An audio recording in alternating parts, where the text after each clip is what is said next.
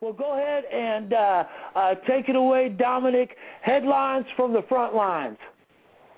Well, the first story I want to start with is there's a lot of excitement over the auditing the Federal Reserve bill that Ron Paul has introduced, which has, I believe, 217 plus supporters, which is very unusual for Congress to support such a bill. And I found a very interesting story over on roguegovernment.com that makes a lot of sense. And I myself, I want to say, I was someone who was at one time a Ron Paul supporter, but I no longer am.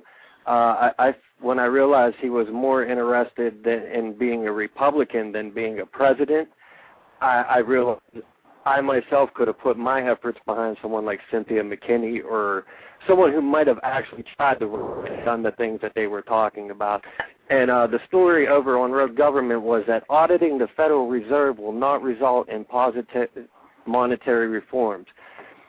People are hailing the fact that Ron Paul's bill to audit the Federal Reserve has now received over 200 co-sponsors, but unfortunately it really doesn't matter if the bill gets passed or not, because the IMF, the International Monetary Fund, was already pondering the possibility of auditing the Federal Reserve back in 2008, and any audit of this institution will only prompt calls from establishment bootlickers to bring in more international control over the banking system. There are already calls for a global currency, and in order to have this, the U.S. dollar, which has previously served as the world's reserve currency for decades, will need to go away. Simply put, any audit of the Federal Reserve will be used by the banking elite to justify setting policies that will move us closer to the establishment of a global central bank. It will not be used to justify the dissolution of this diabolical money trust and the restoration of a sound, free market monetary system, which makes perfect sense if the plan is to have, a North American Union and a European Union and have all these unions come together and having a marrow. You have to destroy this. So for this to be getting, so much popularity, there's a reason why. And on the online edition of the German publication Spiegel, they published an article back in 2008 discussing how the IMF was already considering an investigation of the Federal Reserve. And an excerpt from that says, "Humiliation for Mr. Dollar. Ben Bernanke, chairman of the United States Federal Reserve, faces a general investigation by the International Monetary Fund. Just one more example of the Fed losing its power. It appears as if any passage of Ron Paul's legislation to audit the Federal Reserve will be used to fool people into thinking that the populists have won a great victory against the central bank. This is despite the fact that the IMF has been considering an investigation into the Federal Reserve since at least last year. It is interesting that Dr. Paul's bill would effectively do what the IMF has already been considering. Not only that, but why would Congress, which is largely bought and paid for by interest in the banking industry and the military-industrial complex, all of a sudden, out of the blue, want to audit the Federal Reserve? It doesn't make any sense. The only solution could be that this is all just part of the big plan, and this is why this is all of a sudden getting so much support and so much hype. And I've been telling people for a while now not to when Ron Paul and this revolution, take it with a grain of salt. If it's too good to be true, odds are it probably is. Well, I think that you guys make a good point. You and Paranoid make a good point as far as Ron Paul being someone to basically flush out the patriots and get the people riled up, so that way they could say, look, these people are riled up. We need more funding to arm our cops better and all this, because there's all these radicals out there and all this. So I mean, I could see your point there, but Ron Paul has his good points too, as far as waking people up to these ideas. Originally, when he started running for president, I did donate a little money to him myself, not a lot, but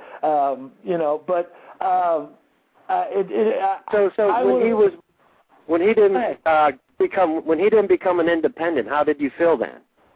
Well, because the way that Ron looked at it is if you're an independent, there's no way you're going to freaking win. So you either have to pick Republican or Democrat, which he was already a Republican anyway, and which I have some conservative views myself, so I can kind of understand. I'm kind of a in-between guy, I guess, independent. But I don't subscribe to, either one or any of them, pretty much. I'm a constitutionalist. And I think that Ron Paul has good values and a good heart, but when you're in the game and you're playing it and you're sitting at the table playing cards with these guys and playing the game with these guys and they're all cheating, you know what I mean? There's no way you're going to win. You know what I mean? Unless you set it up to be in one of these two parties, these left-right paradigm, and if he ran on the Republican ticket, he thought he might have more of a chance of getting backed, by some friends there or something. But knowing all that and knowing how corrupt and how controlled all this is, like we all knew, there was no way the GOP was going to let him be the man.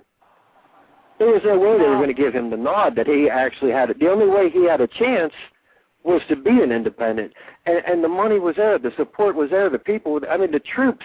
Imagine if all these families and all these troops who gave their money to Ron Paul would have gave it to Cynthia McKinney. We might be someplace else right now. You see what I'm saying? If that whole support would have been thrown behind someone who was I'm not even saying, I'm just using Cynthia McKinney as an example, but someone who's actually not part of the problem, who says, I want to lead a revolution. I want to be president. I don't want to be a Republican. This Republican-Democrat doesn't mean anything. I care about the country. That's what it's all about. If we would have put that money and that support behind someone else, there's a chance that we might actually be in a lot better spot today than we are.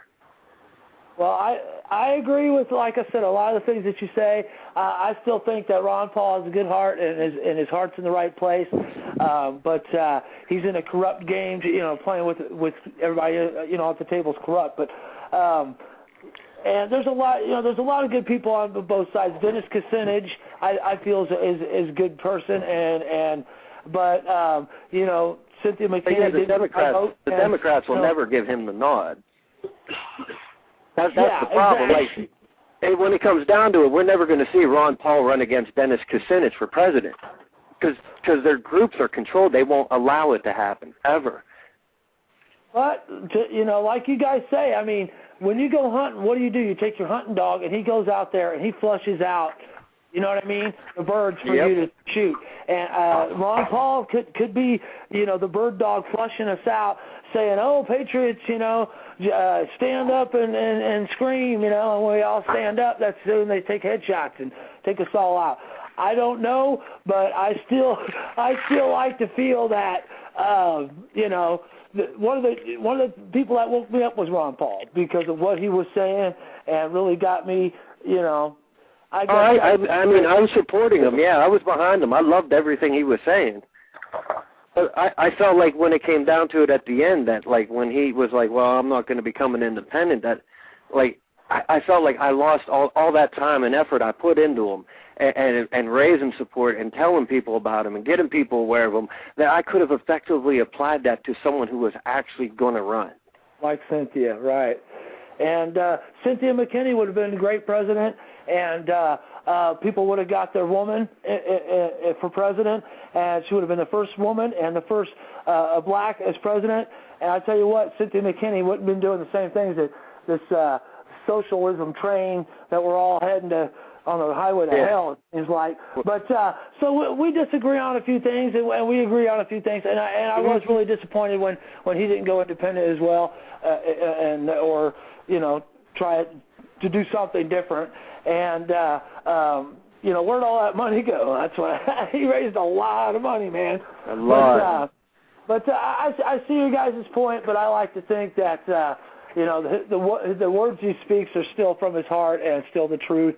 And but that's how we all get fooled, is we fall in love with these people, man. Everybody's in love with Obama, you know what I mean? And if the guy freaking wanted to nuke, North Korea, we'd probably all clap, you know what I mean? You know what I mean? Because everybody's in love with the guy. I'm not, but you know what I mean? And that's Sleepwalking America.